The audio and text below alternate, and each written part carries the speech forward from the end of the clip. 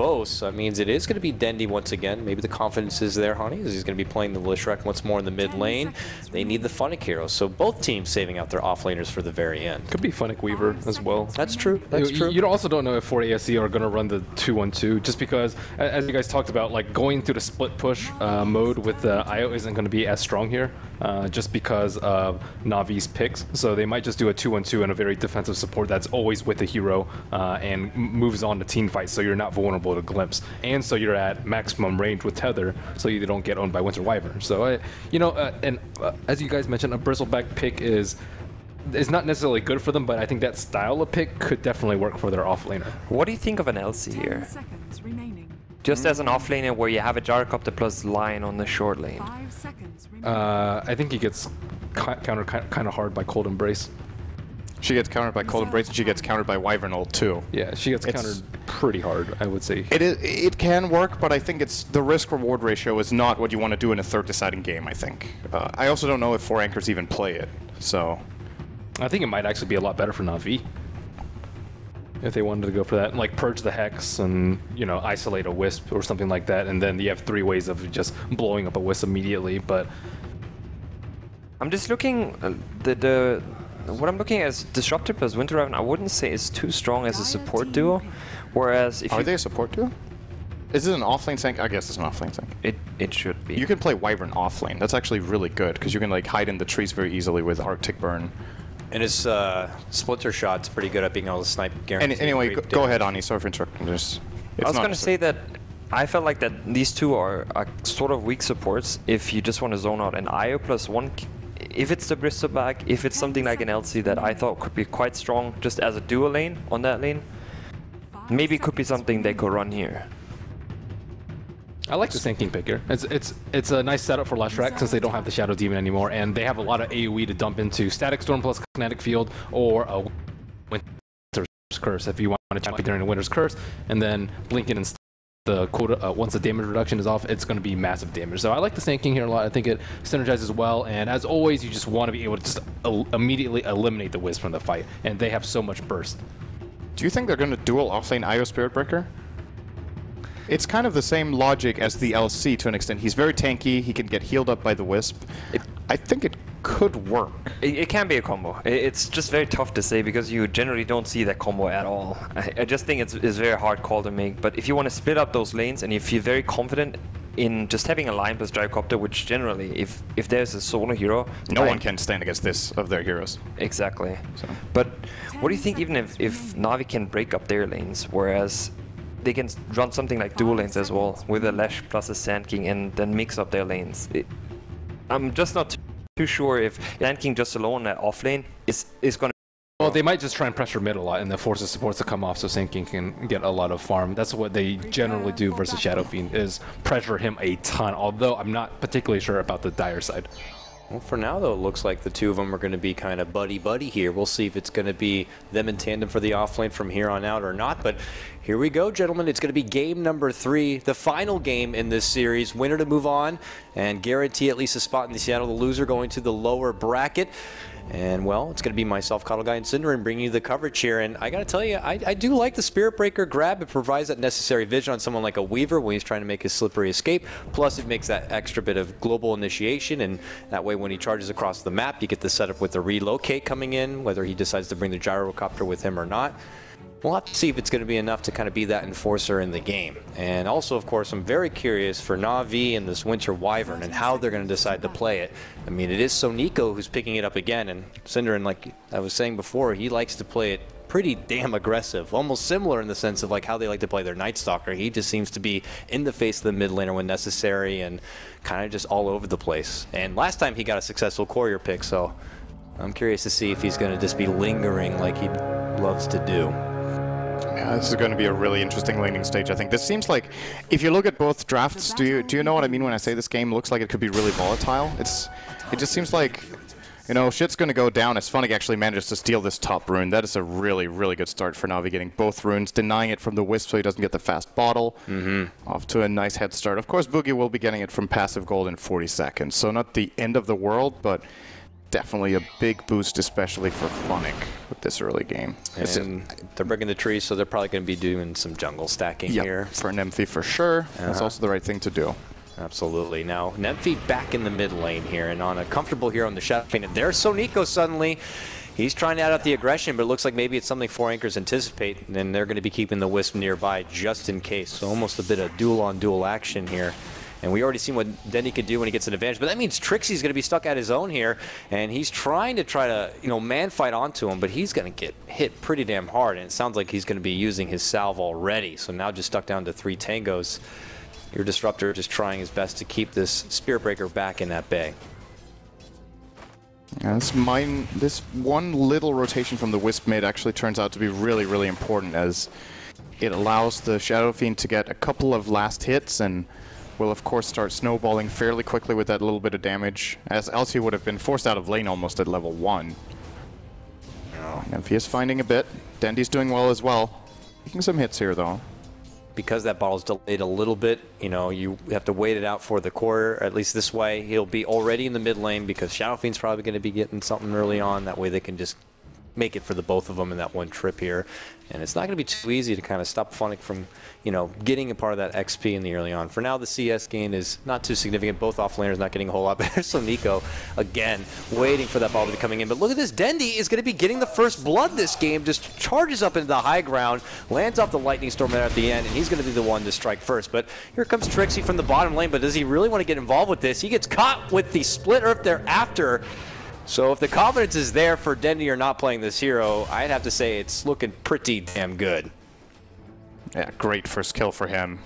Shadow Fiend is not one of the heroes that suffers the most from getting first blooded, as you usually have a little bit of a comeback mechanism in the jungle, but it's going to make Dendy pressure him that much more in the lane until he hits level 5, at which point you just race out the lane very easily, rotate and take a jungle camp and just rinse and repeat. But Dendy getting the first blood, good for him. It's his bottle as well, which else could have been a little bit late. He'll still get it around minute 2, easily using it up all 3 charges and sending it back to base. So Nico gets an invis and right back to behind the tier 1. Obviously probably looking to get a bit of intel. If he goes to the jungle, he'll see where the stacks are and figure out what the hell this Wisp is doing. And no, he's going to turn all the way around the corner here. If they can get another pick on the Shadow Fiend, that would be pretty devastating. And there it is. Leads off with the slow. He's one of the Winter Wyverns that love to utilize this. Now the help does come in as they get the Boogie. Wisp, are they going to be able to finish him off? Splinter shot does the damage. He's barely holding on at this point, but he will end up going down. Back-to-back takedowns. So Nico brought to the ground now, crawling his way. Can he make it up and away from here? It does not look like it.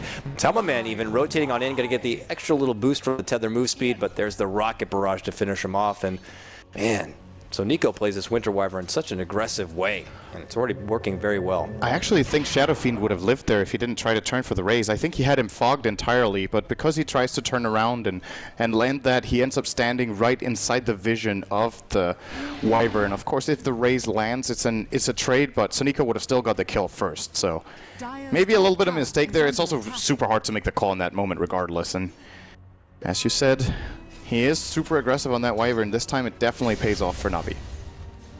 Charge out on the top lane, obviously going to be canceled out, but this Spirit Breaker not looking to plant himself in the off lane here. So that means a free, easy, breezy time in the bottom for Havost on his Weaver. Disruptor doesn't really have anything he has to worry about as far as zoning back. Top lane, Sand King. Here we go. There's the continuation of that charge. This time he is going to fall through with it, but it's going to be an easy burrow strike to step away from that pressure line. Not able to get there in time to kind of add the additional bit of lockdown.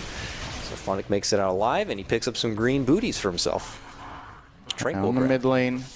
Shadow Fiend, even after being ganked, still looking good on CS. Pretty even with Dendy here, who puts out a lot of pressure, though. Wisp's going to use the Haste Rune as well as bottling up Nemphy, so Dendy just trying to put whatever pressure as possible, force them to use their regen so they can't use it aggressively, but have to play it a little more passive as Wisp will use the Haste Rune to go and stack the jungle again. Dendy just landing every single split earth. Very nicely played. I think he's missed one, actually. That's ridiculous. It's a split one earth out of like all. 5 or 6. I mean, this is an ability that's not easy to land on its own. I know I'm not the best. When I play the hero, I feel like he has to do a whole freaking chant before the thing even lands. So he's making it look like it's just like an like a Vengeful Spirit stun, almost reliable at this point. So with that, here they go, adding the aggression on the bottom lane. Spirit Breaker in a bit of trouble. Gonna get slowed down now from the Wyvern, but he's already made it towards that tier 1, but not before eating a lot of hefty damage. So Nico just gonna look to build up his own bit of mana. Continuous in his aggression from across the board here. Savost, who profits a lot. Is he gonna look to just charge forward with the Midas build up on this Weaver if he's feeling extra greedy? I think so. Well, that's definitely what he's going to do, else he would have bought the treads by now. Boogie's going to get caught out. Not sure what he was hoping to do with that smoke. I guess he's trying to sneak in a ward to prevent Sand King from getting some catch-up in the jungle. But Soniko in the right place at the right time, stopping him here from making his advance. Yeah, if he's able to smoke in, he probably knows the Sand King's going to have stacks there for him. Maybe best case scenario, he goes in there with the Shadow Fiend, let's say, and steals it for himself, but that's not happening. Funnick was already there. He already farmed up a couple of them, I believe, but here we go. It's Na'Vi using their smoke. Now heading towards this is going to be a side. big fight. They're hoping for a 6-minute rune, but they're going to get the bump on in. There's the strike. It looks like they're going to be able to bring down the Spirit Breaker here, but look at the big rocket barrage damage. Going for Art Style, they're going to be able to bring him down, but at the same moment, they also get the Wisp. Still very low. Trixie trying to walk away from this one. Matama Man able to walk away with the double kill, but also losing the Spirit Breaker on the other side. Big catch there with the Earth Spike, made a call down, and suddenly it's a triple kill for Matamba Man. A huge fight to lead things off, and it's the Gyrocopter who gets the most out of it. He gets the most. He easily had the most damage done in that fight as well, I think. Just that rocket barrage, as you said, when he came in, did so much damage. Both teams with the same idea that they really wanted to fight over that rune. Now top lane, maybe Artstyle's in trouble. There's no rocket barrage mana though, and he might be able. No, he's not getting out of that. Very close though. And that's another kill from Matamba Man. Has all 5 kills on the Dire. That's got to be worrying Na'Vi at this point. How strong this Gyro must be getting. They still have a farm lead on Hvos in terms of raw last hits, but net worth easily favoring. So you're going to see the charge come in here onto Artstyle. They will actually tether in, and Boogie almost going to die immediately from this. As the glimpse sends Nymphy away. They just didn't have the burst. It's just easy. Matama Man just comes in, and he just makes work of those supports on the back. And after he's able to clean them up, he's able to join the rest of his group in being able to finish off Funnick. And it's a good catch with the Earth Spike, and that means the call down is just, you know, the cherry on top at that point. So it's Na'Vi falling a bit behind here, as Hvos does have all the free farm he wants in the bottom lane. It's Gyrocopter who's farming kills instead. But as you see, it's just Trixie here hiding in the trees. And he'll be able to soak up the free XP. So Nico, like, where the hell's that Spirit Breaker? But it looks like they're just going to have to wait it out here for now. They're going to be building up some stacks on the side, farming it about. Obviously, Hvos already has his Midas, so he'll continue to farm up first. And something that's important to look at now is hero levels. If you compare the support levels on both sides, the Lion actually level 5, almost 6 already for the Dire side. Wisp level 4 compared to the 3 and 4 on Wyvern and Disruptor. However, Spirit Breaker only level 4 to the 7 of Sand King. So some interesting discrepancies here, which I guess overall might favor Na'Vi because Sand King level 7 is really powerful. However, don't disregard the importance of course, getting a fast Finger of Death, setting up for some very key kills. He can almost pick which hero he wants to kill at this point. Almost all of them die to Earthspike Finger alone. Just needs a little bit of backup. Yeah, the level 6s are very big on 4 anchors. You already talked about the fingers, and the relocate could come together, and once the charge goes out, they'll be able to be at any part in the map in a moment's notice to kind of get any sort of easy setup. Now they're charging in, they're making it go on Hvos. There's the prophecy. Oh, they don't get him though! No, he's able to scoochie and get the hell away. So close yet so far. The Weaver will live on. That is so important. Oh, and they might even get a turnaround now, too. Good glimpse back. Burrow's there. They have the kinetic field. Trixie actually manning up, charging on forward here, and he'll also be able to get away. Both sides coming up short on trying to finish what they started. Oh, man. And that's a big win for Na'Vi, though. First Finger wasted. Yeah. Instead of killing their position 1 hero. These are the kind of things where it's like, well, it's just 1 kill, but these mistakes really add up. This could... It's basically more than 1,000 gold swing probably not getting that kill. You don't get the gold for killing the Weaver. Weaver isn't off the map and needs to play passively instead of just going straight back to lane and just starting to farm again. Big implications on the game that this mistake happens. There's a charge coming. Trixie heading in from the mid lane here. Is there going to be the follow-up? They're going to already commit the raises to farming instead, so this should be a canceled charge? Yeah, it will be. They step back, and hey, at least it forces out the splitter, but he might have been just using on the creeps regardless. So We'll see here. As you said, the finger coming up short, but where's Funnick at as far as his farm? He was able to work through the jungle. He's already level 7. He's making decent time on getting a hold of this Blink Dagger, and I imagine he's going to be looking to put it to good use the second he grabs it. Not too far off. Yeah, he's probably going to be skilling Epicenter on his next level up. He got it right now. Yep. As a matter of fact, level 8, 3-4-0-1 build, very standard. And there's even another stack for him here. So that is going to be the Blink Dagger.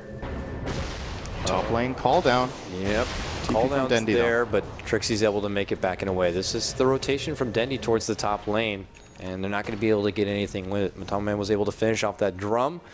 We already talked about there's the Blink Dagger now picked up for Funnick at this point, so we'll see if he looks to get going right away as far as putting it to use, and it looks like he will be. There's going to be the smoke. But that finger still needs 30 seconds here. Lion heading right towards the bottom. He's en route here. Is he going to cross paths with Artstyle? No. Instead, moving in. And just going to be actually moving on a Bart. Actually, it's bottom lane where the charge will be canceled. So, bit of a hiccup all over the place right here. Might be a bit calm here for 4 Anchors until this relocate comes together. But I don't know. Is it going to be fairly easy for him to try to set up any sort of relocate in this game? I mean... And even at that point, is it worth taking either the Shadow Fiend or Gyrocopter with you on an engagement? I mean, it feels like it's very valuable to them to try to take down Havost at this time. They already came up short once, but we'll see if that's going to be put on hold. Here comes Funnick. He smoked to get himself in this kind of a position, and Nemphy's walking right towards him. And he's just like, yep, see you later. That's actually, that's a pretty big mistake in my opinion from Funnick, because now he showed his blink. Yeah. For nothing. And when he sees Shadow Fiend coming up, if he's like, okay, this is not a play, he should either blink the opposite way or run away, as Artstyle is mega dead in the bottom lane, looking for level 6, gets charged, and quick and easy kill. Finger available again, by the way. Let's keep an eye out for Valix in the coming minute, as he is definitely going to be looking to put that on cooldown as soon as possible for a key kill. Yep, closest target, Havost here. See if that opportunity shows itself. Pretty easy flank play available, actually. Now it's gone, though. Yeah, he would have needed to predict that he was going to go into the lane there. There was a rotation in here from Sonico. Since that early aggression, haven't seen a lot from your Winter Wyvern yet. What level is he at? He's already level 6, actually almost level 7. So he does have Curse. Trixie's in a very good position. Yeah. If there is any backup. They could get this Wyvern here. Going with a 1-3-1 build up on him. But really that's all you need. Well, looks like they'll wait it about. They're going to commit a lot here. Na'Vi will on this bottom lane. Funnick is nearby. As you said, they already know that he has the Blink Dagger. But here comes the charge. Possibly Havost. But they have Wyvern nearby, so Embrace could help out. This is not going to come easy, really. So it looks like there's not going to be any sort of opportunity. They'll pull back and away. Funnick continues to kind of farm on up. And, well, looks like they'll just kind of double back. Nothing too crazy. Mech build-up, obviously great. You got the Wisp on your team, so doubles up the bit of regen with whoever he's tethered with. Grudon, Matamaman, looks like he's going to go, I don't know, probably just straight Sage at this point. Is it an SMY kind of a game? I don't think he's going to put a lot of value into getting an early BKB at this point. I would get BKB for sure against this Radiant lineup. I think getting Sanjin Yasha is a big mistake. Navi's lineup is 90% magic damage right now. The only physical they have is Weaver's Geminate attack and a little bit of maybe the Swarm, but that is definitely the item I would be looking at here if I'm the Gyro. Especially when you do the drum build up first. If you go drum, Sanjin Yasha, those really big teamfight items just get delayed too much, I think. I am, however, known for not being a fan of Sanjin Yasha, so I'm not the right guy to ask. I'll generally speak against Sanjin Yasha. No, I could see your point in this case. We'll see, though, if he is personally a fan of Sanjin Yasha or not. So I would say, though, you need to be a pretty big fan of it to get it here. Well, there's the call down out. This one right on top of where they anticipate Funnick might be. They do force him out from the Sandstorm. He's going to decide to go for the Burrow here on the Boogie, and that means it's a follow-up of a Static Storm Kinetic Field. Your Wisp would be popped here, and he will go down, and the send back from the Glimpse, but Matamaman fights on. There's going to be the help coming out from the Wyvern. They're going to get the curse onto the Solo Gyrocopter. Havost is here, looks to move on in with help of the Swarm, but here's the rest of 4 Anchors. Trixie kind of blocks him off on the front, but when the dust does settle, only the Wisp goes down here. But now with the help, they get some bottle charges onto Funnick. Funnick still has his Epi, and he is going to put himself in that kind of position where he could charge something up. If 4 anchors try to defend this tower, they would be in trouble. It looks like they're onto it, so they're going to have to sack the tower. Looks like they're going to get what they want here, and they'll just have to walk away. So yeah, they make the right decision not trying to hold that. Pretty surprised with how aggressively they tried to play that on the Sand King. They didn't even have kill potential, to be honest. When they used the call down, it's just to farm. Wisp didn't need to go in there, and they end up losing one hero. It did cost Na'Vi, of course, the Static Storm, and the glimpse there really key from Artstyle, because else that probably results in some sort of a trade, and who knows what way that would go. All right, he's a big Sanjin Yasha fan. In all fairness, I could see where you're coming with the BKB, so we'll have to see if he ends up regretting that kind of a pick or not. But here comes the bump. Get the Lesh back, and now Stricky walks away. He walks into a Funnick Burrow Strike, and that means there's going to be a follow-up from your Dendi. Lesh makes for an easy grab onto the Spirit Breaker, but on the other side, Simatama Man charging on in.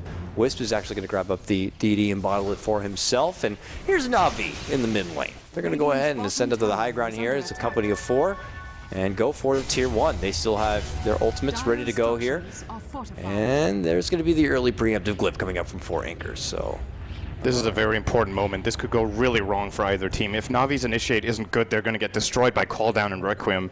On the other hand, if they get a good jump, they can maybe kill 2 core heroes immediately with the Epicenter. This is easily the most important moment in the game so far.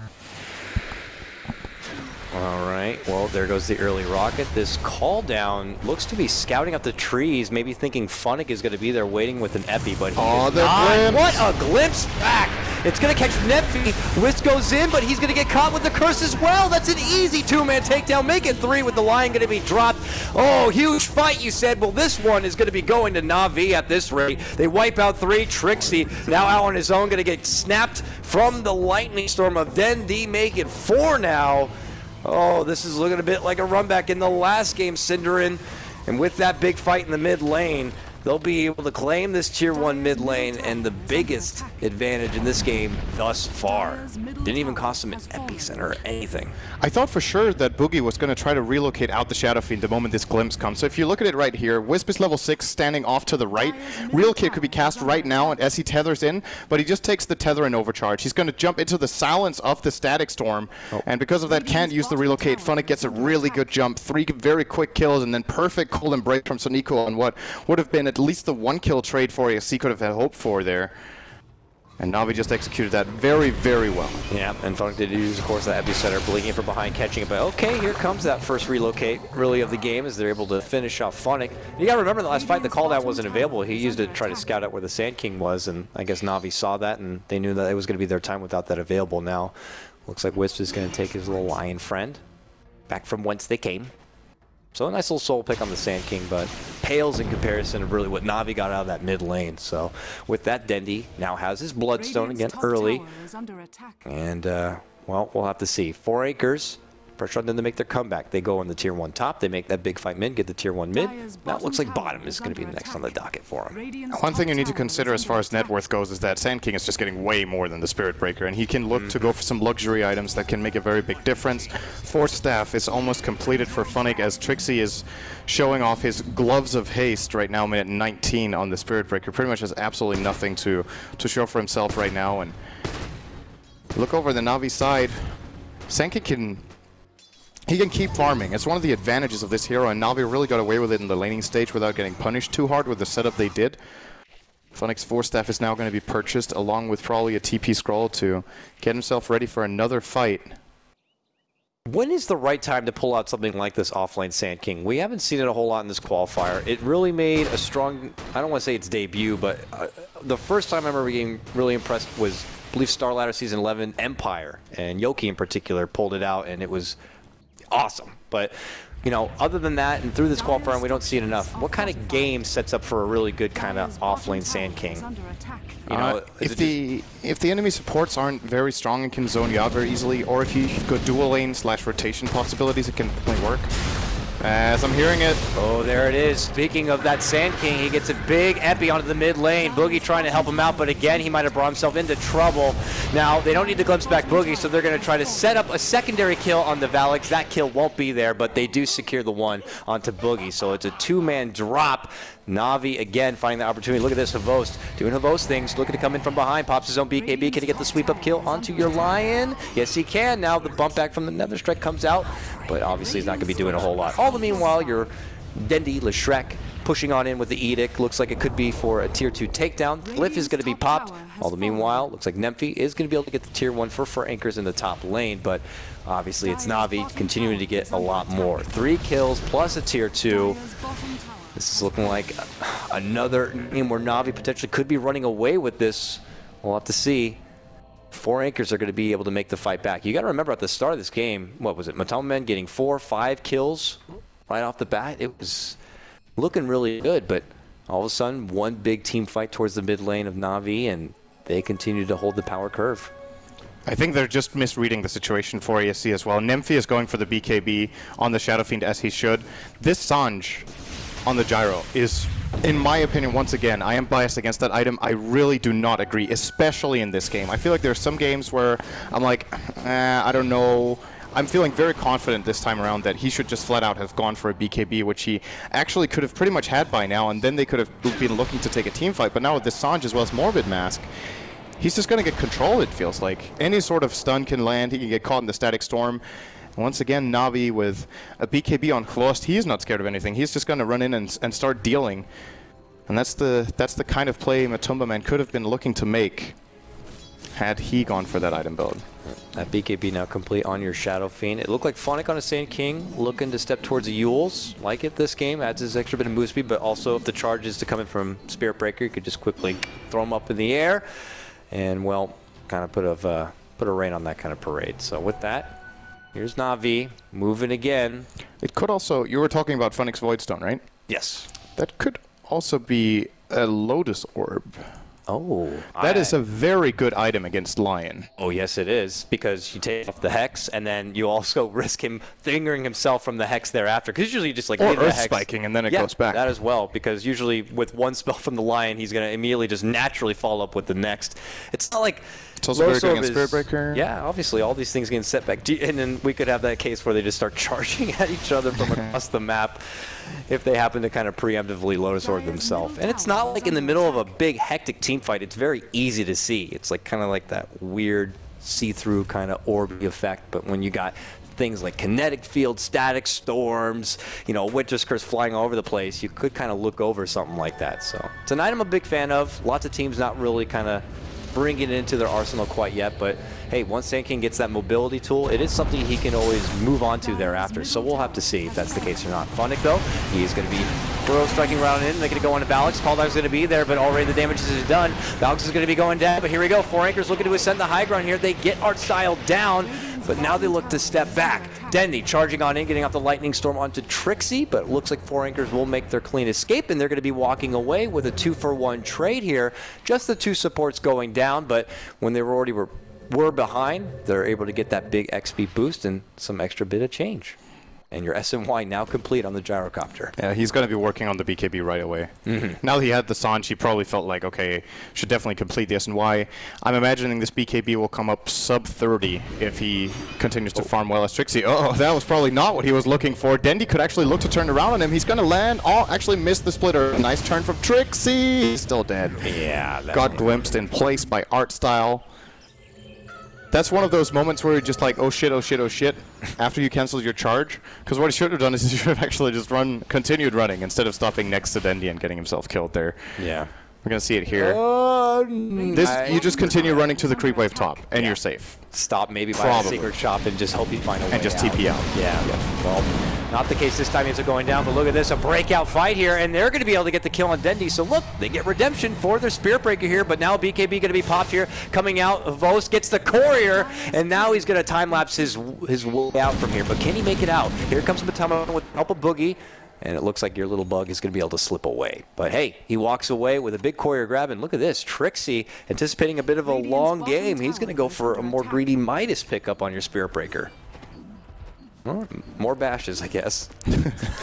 It's one of the Midas carriers that the attack speed is actually really, really good on. Yeah. So it's still way later than he was hoping for. I think he would have liked to have it like 10 minutes ago, but he has had a pretty rough game. He's on the path of a comeback, though. If they get 1 or 2 good kills and he has a Midas, then he can definitely start having an impact. He will as well be looking for a BKB next. I think I mean, I wouldn't even say it's a bad idea for even the Wisp to consider getting a BKB, although for now probably Ghost Scepter would be a better choice because the Weaver is going to run you down. Glimmer Cape is another very good solution. As Na'Vi, they are getting Roche. The call down might actually give them a turnaround. They steal it? No! Perfect ult from Wyvern on Volix. Oh man, because of that, they're not going to get what they want here. And it looks like your Winter Wyvern going to be caught up on the high ground here. Havos looking to dish out the right click, sweeps right behind him here. And now Dendy looking to charge on forward with his BKB already out. Can he catch the splitter if he can? And the Burrow Strike from the high ground comes in from Funnick. Looking to finish off the Shadow Demon. The regen not going to be enough from your Wisp. They're also going to get the pick. Ends up being a 3 for 2 thus far. And now they look. Big Epi flying out from Funnick, but he is all alone on this one. No, he ends up being pushed back. The double damage random spawn. Okay, Havost moving on in here. Gyro already way out. Trixie making the charge onto Funnick. Gets the bump, gets the takedown, making it a 4 for 3. Havost doing the Havost thing. He's charging in the base. No, he decides to pull back. Okay. Sanjin Yasha was really good there. He had so much move speed, he actually was able to go. I'll admit it when I'm wrong. Like, that was a really good moment. Oh, they even get close. He overstayed his welcome. That's such a key kill, too. It goes to the Gyrocopter, who now suddenly almost has his second Sanjin Yasha. He's going to buy BKB, I promise. There we go. Ogre Club, what do you think? Do you think it's a help? I don't want to say, because then he might actually get it. So, yeah, he sticks around a bit too long. There's the Blink Hex into, of course, the Earth Spike follow-up finger, the whole shebang. I wonder what chat's going to have to say about that one. Might be something with the OP and a 4. We'll see. Oh, it's. I'm thinking of a number between 3 and 5. Quattro. All right. Well, C. We'll have to see here. Is that enough to keep 4 anchors in this game? It's certainly not as devastating as we saw in game number 2. They look to hold on for now. And we'll see. Still, nothing yet picked up new on Boogie. He got his power treads. You got your urn and your little wand. This is just your traditional tool belt for your little wispy poo, but not enough. But oh my, that's an Agnum Scepter on your disruptor. Where did that come from? Oh, he just went for that. He's like, I got brown boots and Agnums. That is really, really big, because now they have a BKB counter before they're going to start really coming into play. Nemphy has used his... Okay, he's actually used it twice, but Gyros is going to come up fresh on a 10-second and what seems to be 100 gold. So if they catch him by surprise, that could give Na'Vi a really big team fight. And they need to be careful now, because they kind of threw away a fairly big lead. They're still ahead, but look at those graphs. They lost 5,000 gold in experience in that last exchange, pretty much. I do like the Na'Vi, right back in it. I do like the Na'Vi setup, though. You know, if you lead in with a curse, which is very deceptive on how long of a range it is, and he happens to catch a couple of them, it makes it almost easier for someone like Disruptor to just kind of waltz on in there. He then follows it up with that huge, now Agnum Static Storm. Then you got an Epi coming in. Then all you really need is a little Weaver to kind of clean up the act. Plus you got Dendy in the mix. I mean, their AoE spread of damage is pretty damn ridiculous, which is hence why they probably... 4 anchors put a lot of value in getting these BKBs. So they better make sure they're not going to be caught under that ridiculous Static Storm at this point. Man. But already 4 anchors. Is this a potential smoke to come out? We'll have to see. For now, just kind of corralled back. Anxious to see where Na'Vi are going to be coming in from. They've already been able to take a big team fight. They want to kind of keep the momentum coming their way. Did you mention Trixie's Sanj, by the way? Because I think he is getting a halberd, actually. It's going to be really nice against the Weaver, whose BKB is almost down to 5 already. Frost has been using that very liberally. He has 6 seconds on it, so that halberd could prove to be crucial, either for forcing out a BKB or time-lapse, just if he wants to attack but not BKB any stuns at that point. Yep. And there it is. He also gets the evasion, which is nice. Tanks him up very nicely. He's going to charge in on Kvos. The fight's going to bring out. He actually... He'll force the BKB immediately. Yeah, so the call down now coming out. Oh, Winter's Curse is going to be catching out Nemphy, so your Shadow Fiend going to be caught. There's the big Static Storm to their fall, and an Epi follow through from Funnick. Oh, no, 4 Anchors might be caught back at this point now. They're able to heal up Dendy a bit. Perfect glimpse from Art Style as well. Send back, and here's Funnick. Funnick could be brought down, able to burrow strike it away. No, it's Lion who's going to be going down here. Now Matama Man trying to get out that pesky Art Style, but no, he's going to Glimmer Cape and walk on back. Now it's Matama Man caught on his own, and they just turn the numbers right back around. 4 Anchors already lose 4. They set it up for the 5 with the burrow strike, and now it is all of 4 Anchors sinking. And it's Na'Vi, all still standing strong at this point. Big team fight. Now Havos did go down, but with that buyback and time-lapse back in, he is in really good shape, and here they go. It was very important he had buyback there. If he didn't, I think Na'Vi could have ended up losing that fight, even with the great epicenter that you pointed out they got in there. Kvostas just died super early in the fight after popping BKB against the Spirit Breaker, but now, you know, Edict deals a lot of damage when you have minus armor on the tower from Kvost, and that's going to be a tier 3 claim by Na'Vi. Kvost is being charged, though he does not have buyback, remember.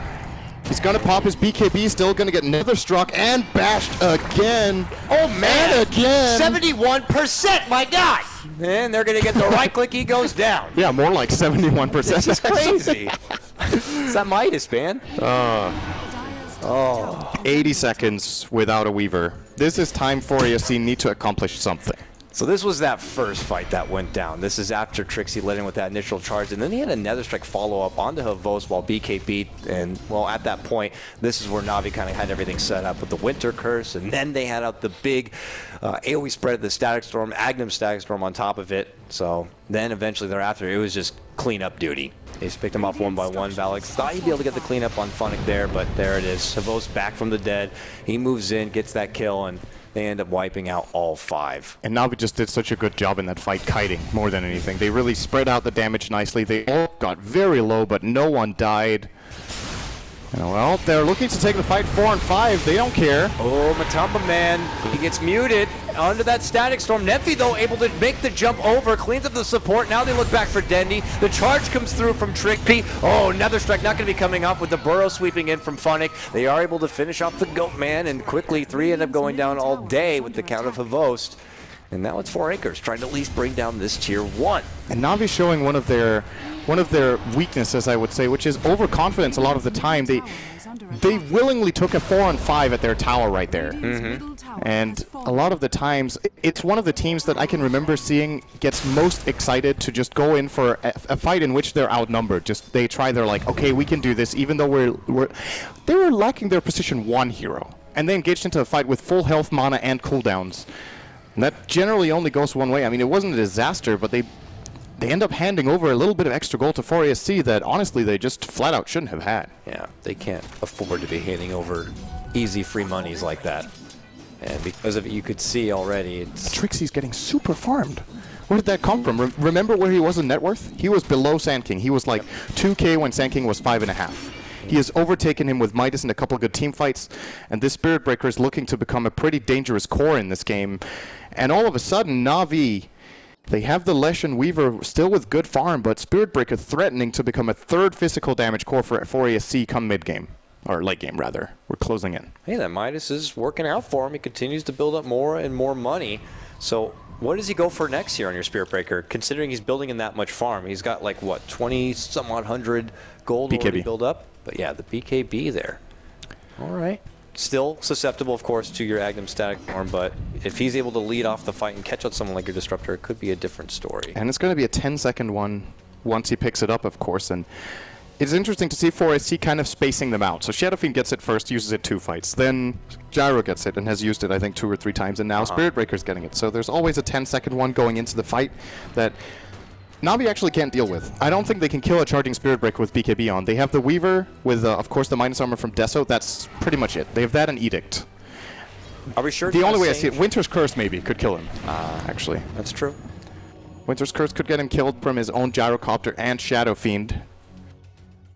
Dendy is slowing down a bit in this game. Yeah, he got that Bloodstone pretty damn fast, but since then, he's got a little bit of this, a little bit of that with a point booster and a plate mail, but being able to finish off with anything else. So, as that says here, Na'Vi kind of handing over little by little here to 4 Anchors in their comeback factor.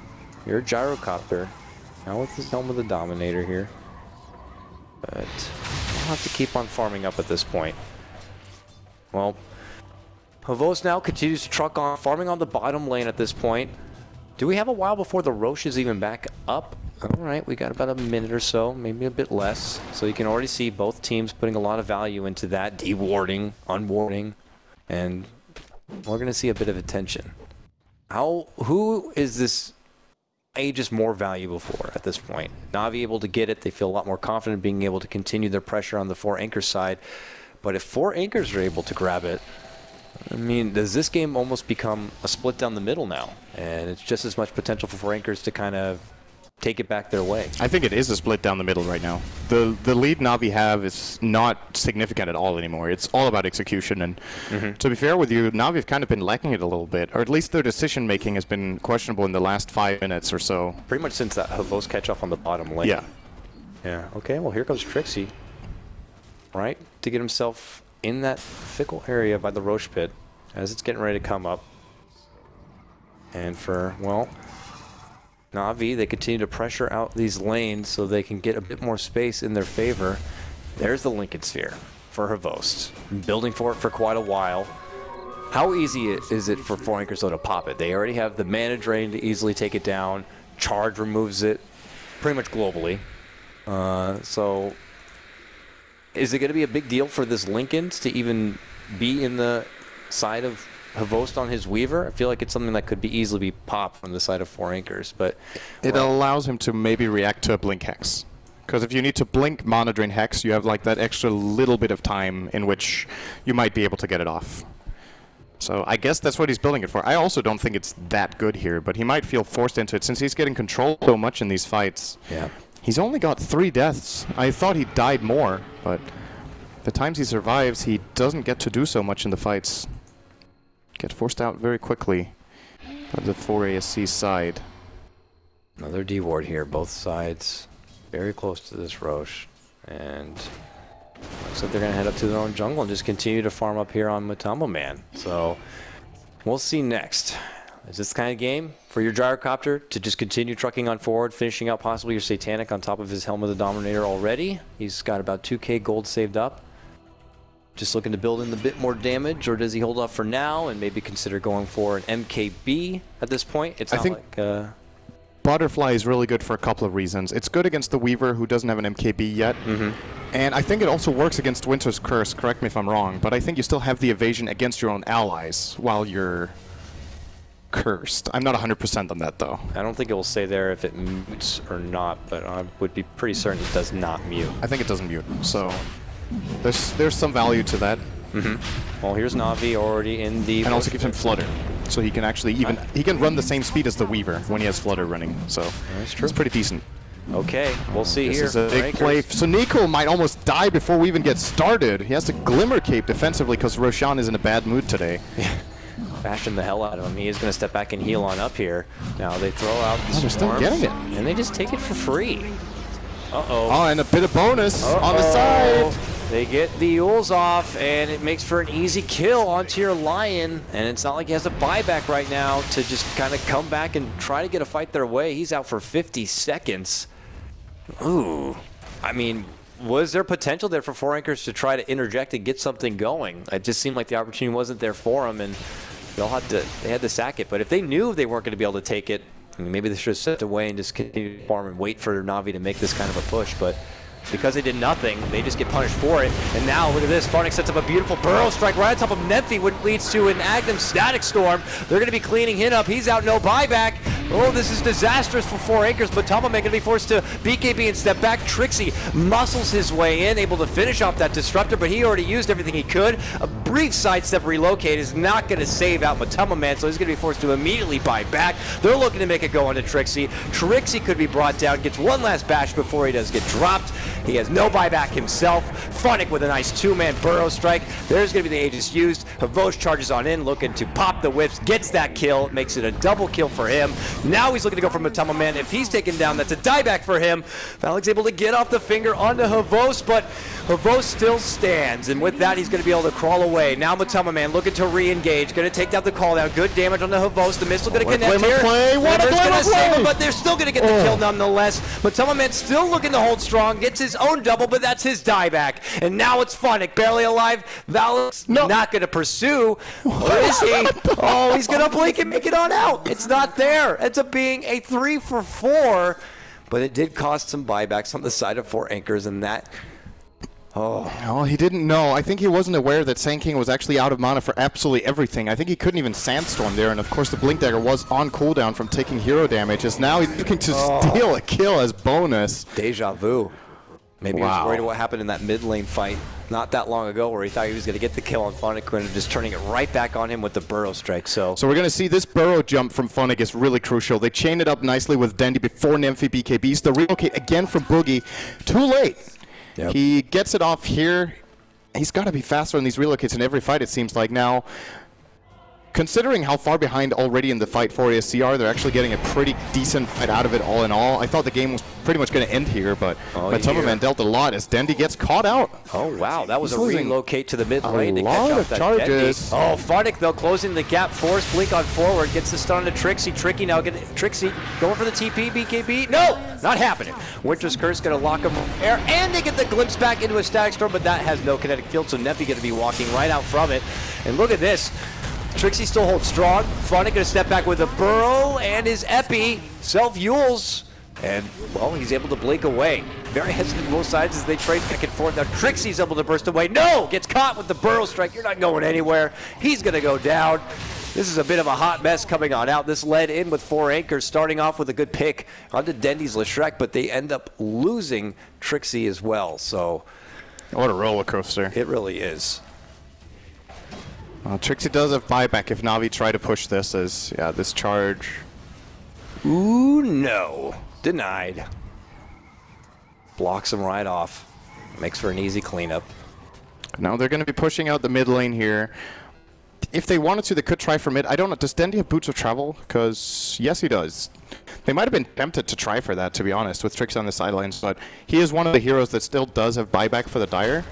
And maybe the Na'Vi are thinking, okay, let's calm it down a little bit. Let's buy our items. Dendy currently sitting on 5,000 gold, probably going to finish his Shiva's Guard with the plate mail he has. I mean, I can imagine a couple of the other heroes also sitting on some decent amount of current gold. I'm trying to find it. There we go. Yeah, actually, 3 of the heroes are actually very rich right now, so... Yep, then he's going to buy something. He is out of current gold. That's his Shiva's Guard, I do believe, flying down. Or it's, all right, Octarine Core completed. And there's no AA in this game, so he's definitely going to be healing. Yeah, no AA Ice Blast this go around. And what that means comes all the extra sustain, all the extra hit points. Very good grab. All right. 4 anchors. Can they hold here? It's game 3. Na'Vi feeling pretty damn close to securing that trip to Seattle. It would not be a TI, feels almost without Na'Vi being there, but that might not be the case. And look at that Funnick, able to finish out his sheep stick. He is so rich on that Sand King. Really is. He overtook Trixie again. That's a pretty good inventory on minute 43 Sand King. Pretty good. Glimpse. BKB. Broken. All right. Whoa. I mean, we didn't see it, but I imagine so. Okay. But I don't see a BKB used. Was it on Trixie? No, I don't think so. Okay, here we go. Burrow let in, but they charge on back. They immediately take out the Disruptor, so there's going to be no Static Storm. And they follow it up. Then he got blown the hell up, even with all that extra life from the Octarine Core. It looks like it didn't matter at all. Holy shit, he died fast. All right, I need to see that one again. That was crazy. Was that just the gyrocopter putting in the work? I think the finger obviously dealt a lot of damage, but that gyro had to have hit really freaking hard on that engage. I'm just going to watch Deadly. So there's a call down. Good bump back from just Trixie. Keep an eye on him. He gets hit with the 3/4, and yeah. There was a great bash, too. Yeah. Thanks, Ice Frog. Trixie's pretty lucky, I'd say. Man, so that's going to save more time now for 4 anchors. Dendy's Bloodstone is dropping really low. It's starting to become a really useless item. Actually, well, it's still good, right? But down to 2 charges, the respawn time isn't going to benefit him pretty much at all anymore. He's losing quite a bit of steam. Corelish Rack is still super good late game, but I don't know if he can overcome this triple BKB trio that 4ASC have running this time with really hard single target damage. And we saw there, MKB picked up on your gyro as if he didn't hit hard enough. Now, we'll see. Just onto the lane here. Trixie has been doing quite the showing here on the Spirit Breaker, I have to say. Yeah, especially, like, the really impressive thing is his early game was really not good. He had a very hard time, but he's pulled it back when it really mattered. There's a Daedalus for the Weaver. Okay. So Hvoost is going to start hitting very hard as well, and this is the kind of game I feel like where Winter Wyvern could just be the absolute MVP for the remainder of it. Cold Embrace becomes exponentially more relevant now, where the heroes are hitting so extremely hard, but it's still a full damage block. Winter's Curse starts dealing so much damage because everyone's scaling so well. So Neko has to play a good game for Na'Vi now. I think, again, we're back to what should be a pretty close game. There's still a fairly good gold lead for Na'Vi at the current point in time, but you still got this feeling that any sort of decent initiation for 4AC with this Gyro getting to free hit is probably going to win them a fight if Cold Embrace does not make a difference, as well as the Curse. It felt like the initiation they had in the last game was to focus down the Disruptor, take him out of the equation, you know, fast. He's only committed to getting like the boots and ags. Now he's able to get at least a cloak, but he's still pretty frail at the point that he can't really be in the mix, taking all those shots from the Flak Cannon, from the Shadow Fiend. So if he's taken out of the equation, especially before he's able to get off a Static Storm, that's a huge boost for them. And with that, they were able to follow it up with a kill on Dendi as well. So yeah, it's feeling like it's coming down to execution from both sides. They have very solid initiation on both fronts, and it's a matter of which team is going to be able to get that small window of opportunity to really just kind of, you know, burst on through and take the game on their side. But we'll have to see. Looks like attention back towards the Roche pit at this point. Na'Vi already there. You see the charges on your Disruptor, which will be canceled. And this could be another stall-up period till then. 4 Anchors last time let Na'Vi take it. In fact, got even picked off, if I remember correctly. Valix got dropped at that point, but we'll have to see what's going to happen with this time. Big Aegis for either team. Is there going to be any key item that has an impact on this impending team fight coming up? Trixie is about 2,000 away from Akiras for the Dire. Pretty much the only core right now that's very rich or very close. Shadowfiend might actually be able to get his Butterfly, which I think would be a really big difference maker. Yeah. Of course, the Static Storm should actually remove the evasion from that, since it's muted, I would imagine. I would imagine too, yeah. I am not sure. I can't remember which stats you keep, because obviously you keep the agility and the damage and everything. I don't know if the evasion is counted as a part or not. That's a good question. I'm sure some people know that and can let us know in 5 minutes when it's too late. And what do we got for Na'Vi? Weaver sitting on 3k gold. Lesh not making too much progress right now. Sand King has still got the same amazing inventory as he did 4 minutes ago. And Wyvern with the Veil and another 2,000. I'm not sure what we're looking at for Soniko in this particular game as his next item. Force Staff, I think, wouldn't be half bad to have in general on the Na'Vi side, which decided to only get one on the Sand King. I mean, he also could be one to maybe potentially grab something like a Lotus Orb, but it that could be good. Start off. I mean, I still think they really should be getting an orb. Yeah, I feel like Funix Yules hasn't really been that impactful, to be honest. The Lotus Orb could have made for some really big plays. Okay, Nymphy could be overextended. They think they have an easy go on, and the line is there. BKB, and on the other side, you can see the Stack Storm is going to be dropped. The Glimpse back. It's going to push up Boogie, but now Trixie in the mix. The curse is going to go on to him, and they're going to be right-clicking each other. Actually, he's able to punish down the Gyrocopter because of that curse. Trixie caught out with the splitter. Dendi looking to charge on 4, but Trixie's going to get the chart up. Moving right past Funnick and out to safety here. Ends up being a 1-for-1 trade. 8 core, the big damage dealer for both sides, going down at this point. Now, seconds before Roche is going to be popping on up. I would love to have a replay of that right-hand side of the fight. I think you were mainly focused on the left, but there was a battle between Hvoost as well as the Lion and Shadow Fiend. There, a little bit of a skirmish going on off to the side. I hope we can get to see that again. Please. Maybe we don't have time. I don't know. Yeah, it seems like every time we cut to a replay, I something guess else we is don't up have breaking time. out here. Oh, nice quick sheep coming out from Fog. Dendi also had the splitter ready to go.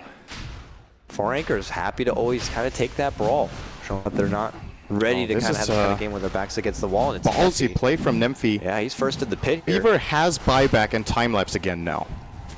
And Na'Vi might have seen this. Have they? They have not got any vision in this area. Oh, But they're maybe no anyway. They got the Epi. They're going to be leading in with it. Oh, they got the vision, but with the help of the charge coming out from Trixie. Nemphy, BKB'd up. Gets right inside the Static Storm. Trixie, though, being the bouncer for the pit, able to lock down the 3 of them here. The Requiem able to go on off, so they're going to get the kill. Havos never buying back and trying to get a part of this fight. But look at this. Are they able to hold their own? Trixie going to be forced to retreat. And it looks like now it's Dendy looking to take over the pit, but Trixie is back. And with it, the buyback comes from Boogie. Now, look at this. They're relocating in from behind. They're going to be taking in Matama Man here. And a Burrow. Oh, nice stun from Dendy. Big stun leads to a Winter's Curse. Even the neutrals getting on the action here as now Matama Man charged up. BKB'd. Brings out the call down and they get taken away. The relocate's going to send them right on back. And now it's Alex on the run with Trixie here. And it looks like only Funk was really the one brought down. And this is a rush for Navi. And now, yeah, because of that, they're going to move right into the pit and just finish off what was once started from 4 anchors. And they're going to be the ones with the Aegis. They're going to give it to Weaver. Dendy takes the cheese. He could buy his Shiva's guard now. With the cheese, he might feel confident that he doesn't need a buyback. And he does. It does not remove. Mute does not remove evasion. All right. Yeah, I knew it's like one of those things that you feel like there's like those tiny little discipline rules. Well, now with that, 4 anchors, they'll get their Shadow Fiend back in 15 seconds time, but Navi obviously got to feel confident almost having the 6th man on their side with that Aegis. But I don't know. 4 anchors have shown that they are able to hold strong. What is their primary target at this point? It's obvious that Navi are going to eventually come to their side. Is it once again trying to isolate, take out someone like the Disruptor first and foremost? But I think if they kill him before the storm, that's actually very, very important. So I would say so. Either you jump and kill the Disruptor fast, or the Sand King. Or well, there's just so many problems they need to address. I feel like the Wyvern in these last couple of fights, the Cold Embrace has really been huge as it needed to be for the Radiant. So he could also be a good pick. Might actually be the best, even if you get caught in the Static Storm. If you've at least pre-popped your BKBs and blown up the Wyvern, you start having free targets that your Gyro can just lay into. 4 anchors rid of that. High ground vision ward. Their mid lane racks already exposed at this point. They gotta look to hold on here. Otherwise, they will be paying a trip to that lower bracket. Here comes Na'Vi. Obviously, they're gonna let Havos do his thing out in front. He's got the time lapse ready to go. Still with an Aegis in hand. Oh, the rocket's coming! Stop it! Get it, Dendy! Got it. But it's not going to stop Na'Vi from pushing in. One little rocket's not going to be enough. This is just a very delicate time, especially for 4 anchors. Another rocket, look out! Get it, Dendy! Get it, Dendy! Get it! Get it, Dendy! He got it. Damn, Dendy. Hit him with another one, Matama Man. Let's go, round 3. All right, they pop the Lincolns immediately, followed with the Hex. There's the stun lead in from Phonic, but he's not going to get the Epi to lead in there. Curse is going to be catching him a ton, but the Requiem is able to fly out. Huge damage on your Winter Wyvern. Can they get the Disruptor? He's able to get the Static Storm, but it's not an effective one. Now Matama Man and Nemphy both charge on in. It's 2 split fights. The big Epi filing on forward. Not going to be finishing it off. This is a hold coming out from 4 anchors. A desperate TP comes out from Dendy to get him back into the base. Him and Havos, the only one standing. And my oh my. It looks like they were. Alex might be trying for this blink. This chase could be not over yet, and Kvos just starts farming in the middle of nowhere. Oh. Blink is available. He could blink Hex. Blink. Oh, it forces out the BKB. He's going to turn onto him here. Here comes that relocate. Havos could be in trouble. This BKB is going to be going down here. And they jump on forward. They're going to get Havos. So that's just the Aegis life. Now they're looking to sweep in. They'll surround him. Gonna need help. Now leading it in. They started off with a stun. They got him down. Now that forces out the buyback in the time lapse. He's actually already low on life. He's going right back into the fight here. Denny leads in. Big split earth. Matama Man gonna get zone back. They're able to finish off Trixie. Here comes back Havos. Okay, now Boogie sweeps on in. Going to be able to heal Matama Man, Nemphy. All right. Man, oh man. That was scary. These fights are super tense. Now, Navi end up losing 2, buying back 2 as well. So losing a lot of gold there. As far as C bought back no one, I believe. They actually just took a pretty clean fight there. Oh, actually, maybe no. No buyback. Kvos can't make a mistake in the next 6 minutes. Else he's out for 2 minutes and they're going to lose probably a lane, if not even more. Needs to be very careful. Don't They do those back things. the Wyvern to try to save Hvost on the Aegis life, but it was too late. It was another fight where 4 See anchors. Hani writing a 4 in his notebook. He's taking notes for the post-game analysis. Okay, as we see here, they get the first life of Hvost down. He obviously comes back now. They're going to quickly burst him down. It does cost them a lot. They already commit their call down and everything. And with that, there's that the buyback. could have. Oh my god, Yeah, that's so ice cold. I can't believe he did it. Yeah, he bought back at time lapse where he only had about half life remaining, but he is able to make it up to the north. Now, Dendi cleanups the rest of Trixie, and you see that they are going to be able to make it away with Matama Man and company, but that could have gone very different and very bad for Na'Vi, but fortunate for them, they're able to hold out. And in the fight push on the mid lane, 4 anchors once again were able to target both the Wyvern and the Disruptor right away. Wyvern was brought down almost immediately, almost stalled out a bit with his own Yules. Disruptor was able to get off a Stack Storm, but it was a very ineffective one. So once they're able to get those two backstab out, and it's their opportunity to kind of clean up the rest. But as you said before, these fights are very, very tense. We've got a situation where the current gold is going to start being important because heroes need to have gold for buyback and they need to be able to get those next items, and that's just favoring the Dire pretty clearly. Gyro could start building toward his next item as well as having a buyback at the same time. Currently a 3,000 surplus on him. Question is what Matumba looks for. I mean, when does it get to possible rapier territory? I mean, I know there's no luxury of getting Aegis anytime soon here, but hold that thought. They look to move in. Meanwhile, they're getting the charge on the mid lane, trying to go for the Wyvern as they zone back Hvost on the high ground. As you can see on the left-hand side, Nemphy starts charging forward, looking to finish off Soniko. Not going to get it as he glimmer capes and walks on away. Matama going to sweep on through, catches out the Disruptor, who does go down. He gets his Stack Storm off, but there's going to be the relocate back to the other side here. Now they move on forward. They're going to be able to get the pick onto Funnick. They take down 2 from Na'Vi. Trixie going to get zoned back right here, but not finished off. So here comes 4 anchors. Now looking to sweep on forward. Nemphy committing the blink. Are they going to be able to get the catch here? Oh, Trixie. Thought about doing with the charge, but it is going to be preemptively canceled. So they grab the Disruptor and the Sand King both out. No buyback, but it's not enough where 4 anchors can really move into the base. Yeah, they could have. I think they could have looked to take the tier 2 here, at least with their 5-on-3. And even if Na'Vi have buybacks on those 2 heroes, I don't even know if it's... I guess it's possible they could have. Yeah, maybe just play it safe, actually. Or, well, is Shadow Fiend looking to hit it a little bit? No. Going back the other way. Now, gold, once again, ready to be used. Shadow Fiend, 5.2k, Gyro, bought something. He bought, I guess, an Eagle Song? No, he's getting his full Satanic flown out. Tanking up nicely. Will have a very easy time healing up with his Satanic, I feel.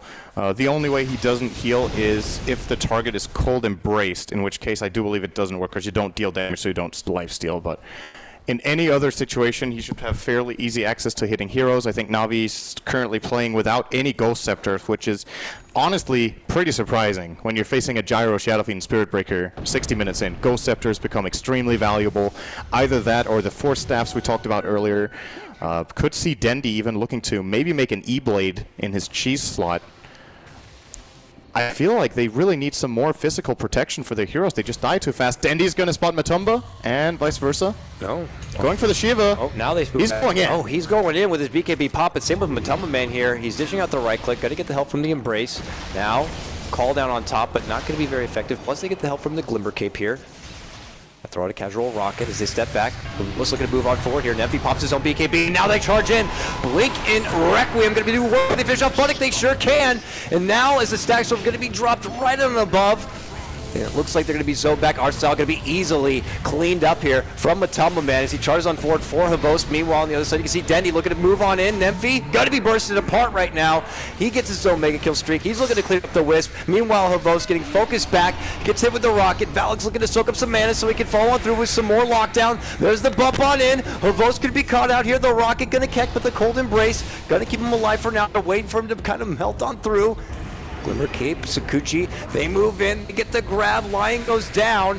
Havost on the run, another rocket's gonna be there. Will it catch him from behind? No. Gets is gonna be popped for that. Another Cold Embrace comes out from Sonico. Now they want to rid of the Dragon.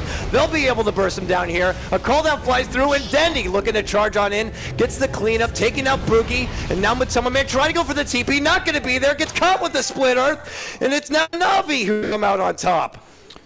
All right, I think Sonico just won that fight 4 times in a row. That was Cold Embrace, ridiculous. Glimmer Cape, four times in a row. He saves Kvost, who's playing it super aggressive. I want to say he's playing it too aggressively, but he gets away with it when they have this combination of heroes and abilities. And wow, that was absolutely incredible from the Wyvern, and really goes to show why he needs to be targeted down first from 4 ASC. He saved that so hard. They do not have a gem against the Glimmer Cape. They do not manage to lock him down and take him out, which they could have honestly done like 30 seconds earlier. Rose just bought a shitload of time. Buybacks coming out from Line as well as Gyro. And now Trixie looking to charge on in, but another Golden Embrace going to be there here for Dendy. And once they see the one buyback come out, only from the Lion for now, they'll step back a bit, but now they want to re-engage. It looks like 4 Anchors might have to sacrifice this mid-racks here. They only have 5 seconds left on the Shadow Fiend, so they might as well wait this one out. Boogie's still gone, 20 seconds, no buyback for him. Roche now up here. So Navi. Oh my. They go for it. God, where did that come from? Suddenly a wild refresher appears on your Winter Wyvern. Double Cold Embrace, double Winter's Curse.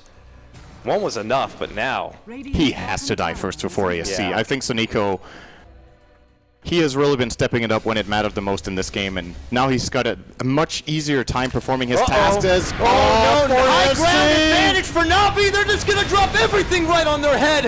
It is absolute chaotic destruction for them. Unfortunate timing, epic cleanup. Oh, man. Over. The ship has sunk.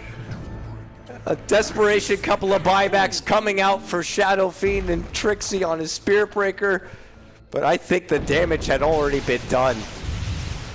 What convenient timing. 4 Anchors clearly anticipating that Navi were going to be already working with that Roche, but no. They were right there at the secret shop. Ready, willing, and able. That was actually a 0 gold difference going into that fight. That could have been... It's unbelievable. Like, there's no difference in gold, and it's the 5-0. Just, it's positional advantage and nothing else. And Navi just completely destroyed them with their ability usage here. Yep. Oh man, that was the fight to end all fights. And with it, they wipe out the tier 4s. They're going right for the juggler. Trixie, his last hopes as he charges on in, is able to bump them back. There's your first Winter's Curse. So Nico, well, let's see if he looks to follow it up with more. Nephi to get dropped, and that is the game. There was hope there for a while for 4 Acres to hold strong. They did good work isolating and catching out the supports there for a couple of the pushes, but then that long-winded fight over on their side, you saw Sonico do embrace after embrace with glimmer after glimmer. And it was like after the 4th time on Havost, they finally turned back towards Sonico and they're like, that's it, we've had enough. But by then it was just too late. Man. That was crazy. Well, a lot of people have been questioning if Wyvern can be a very impactful hero. It seems to be generally counter